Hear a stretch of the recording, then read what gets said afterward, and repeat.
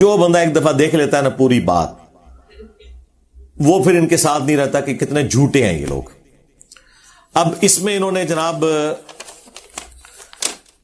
لکھا ہے کہ جی مرزا جیلمی اولیاء جو ان کے اولیاء، ان کے فرقے کے اولیاء، ظاہر ہے کہ بریلویوں کے اولیاء جو ہیں دیوبندیوں کے نزدیک مشرک، اور دیوبندیوں کے اولیاء بریلویوں کے نزدیک گستاخ رسول، صحابہ کرام سے لے کر اللہ رسول پر حملہ آور ہے، اللہ رسول پہ حملہ آور ہے۔ حملہ آور تم لوگ ہوئے ہو جو چندے کھا رہے ہو، نام بیچ بیچ کے کھا رہے ہو۔ قانون نافذ کرنے والے ادارے کیا کر رہے ہیں؟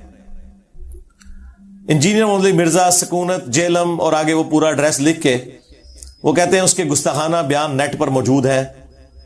اچھا جی، آگے انہوں نے جہنم کے 7 دروازوں کی نسبت سے 7 جھوٹے الزامات لگائے ہیں، اور میں انشاءاللہ طواف کعبہ کے 7 چکروں کی نسبت سے انہوں چکر دیاں گا۔ یہ جنمیوں والا کام ہے نا، جھوٹا الزام لگانا کسی کے اوپر، اس سے بڑا اور کیا کام ہو سکتا ہے؟ اور ایک مسلمان کو ونریبل کرنا، خود ان کی فقہ کی کتابوں میں لکھا ہوا ہے، ان کے بڑے مفتی کی ویڈیو موجود ہے کہ اگر کسی شخص کی بات میں 100 میں سے 99 مطلب کفر کے نکلتے ہو نا، اور ایک مطلب اسلام کا نکلتا ہو، تو مفتی پر واجب ہے کہ وہ اس ایک کا خیال رکھتے ہوئے اس سے فتوی کفر ہٹا لے اور اسے مسلمان سمجھے۔ ساتھ یہ لکھنا بھول گئے تھے سوائے انجینئر صاحب کے کہ جن کی بات 100% بھی اسلام کے مطابق ہونا، آپ نے پھر بھی فتوی کفر کا لگانا ہے۔ یہ ان کی فقہ کی بنیادی کتابوں میں لکھا ہوا ہے، اور ہماری باری آئی ہے تو یہ سب کچھ بھول جاتے ہیں، اپنی طرف سے معاملات کو لے کے چلتے ہیں۔ تو یہ 7 جو انہوں نے اعتراضات کیے ہیں، میں مختصر اس کے اوپر بات کر دیتا ہوں، ویسے تو کافی دفعہ کی ہوئی ہے، لیکن ان کو بھی رام نہیں نہ آتا، کھورک تینوں لگی رہتی ہے۔ تو میرا کام یہ ہے کہ میں کھورک اتاروں، اور فائدہ ہوتا ہے۔ دیکھیں الحمدللہ ایک مہینے میں ہمارے 30 سے 40 ہزار سبسکرائبرز ایڈ ہوتے ہیں۔ اس ریشو سے ذرا کیلکولیٹ کریں تو اگر میں نے 2 سال پہلے کوئی جواب ریکارڈ کرایا نا، تو اس جواب کے بعد بھی تقریباً 6 لاکھ کے قریب لوگ ہمارے اس چینل کے ساتھ اٹیچ ہو چکے ہیں۔ تو ان کے لیے تو یہ پہلی دفعہ بیان ہو رہا ہے نا، اگرچہ پرانی ویڈیوز ہیں لیکن ضروری تو نہیں انہوں نے دیکھی ہو۔ اچھا جی، یہ جو 7 اعتراضات ہیں نا، یہ میں کور کرتا ہوں۔ ان کے بعد انہوں نے جو اینڈ پہ کنکلوڈ کیا نا، لکھتے ہیں یہ گستاخیاں قرآن و حدیث کے سری منافی ہیں، نیز ایک قرآن و حدیث دے کہ تو کہ قرآن و حدیث نہ لینا دینا ہے، لکھو کہ بابوں کی کتابوں کے منافی ہیں، چشتی رسول اللہ پارٹی دا کہ لینا دینا قرآن و حدیث نال۔ نیز ان بیانات کی وجہ سے مسلمانوں میں نہایت اشتعال پیدا ہو چکا ہے۔ اللہ جو بندے ہو تواڈے بابے نے جڑے کام پائے نے، انہاں دی وجہ ساڈے لاکھوں سٹوڈنٹس میں اشتعال پیدا ہوا ہے، لیکن انہوں نے تو جا کے کوئی کسی مسجد میں کسی مولوی کوئی پٹائی نہیں کی ہے، جا کے نہ کسی کے اوپر کوئی مقدمہ کیا ہے، اور میرا تو اشتعال ٹھنڈا ہی نہیں ہوتا۔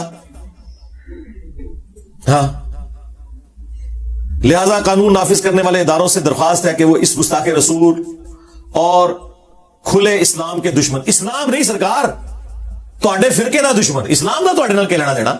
ہاں، تسی تو باقی سارے فرقے نو کافر سمجھ دو، اسلام کہیں لکھا ہے کسی مسجد میں یہ اسلام کی مسجد ہے؟ جو اپنے آپ کو مسلم نہ کہیں، اسلام کا نام نہ یوز کریں، مسلمان نہ کہیں، اپنے آپ کو بریلوی دیوبندی اہل حدیث شیعہ کی تفریق میں بانٹے ہوئے، ان کو زیب دیتا ہے اسلام کا نام لیں۔ اسلام دشمن شخص کو بلا تاخیر گرفتار کر کے سزائے موت دلوائی جائے۔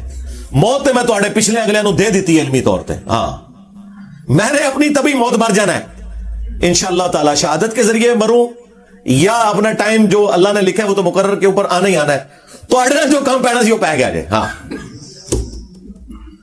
نیز اس فسادی کے پاکستان سے فرار ہونے پر فوری پابندی لگائی جائے۔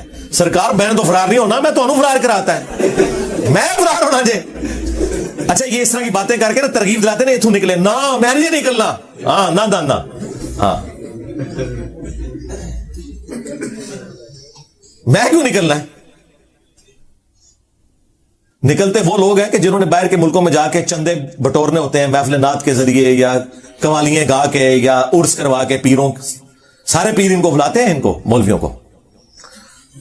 اس کے بعد اس نے لکھا علماء اور مشائخ اور دینی حلقوں سے درخواست ہے کہ وہ اس فتنے کی سرکوبی کے لیے تمام ضروری اقدامات اٹھائیں۔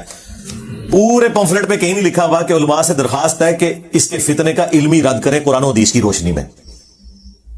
اس کا مطلب ہے انہیں پتا ہے کہ ساڑھے پلے شاہی کوئی نہیں. ہاں میرے نبی صاحب ہے ہی کوئی نہیں, تیرے بابے تھے شاہی کوئی نہیں. اور اینڈ پہ انہوں نے اپنے رابطہ نمبر دیے ہمیں. اور اس بندے کی یہ حالت ہے, آپ کو پتا ہے یہ خادم رضوی صاحب کے ساتھ تھا شروع میں. ہاں جی. اور تھوڑا سا دباؤ آیا تو اس نے لکھ کے معافی مانگی تھی. لکھے نا اداروں سے درخواست ہے.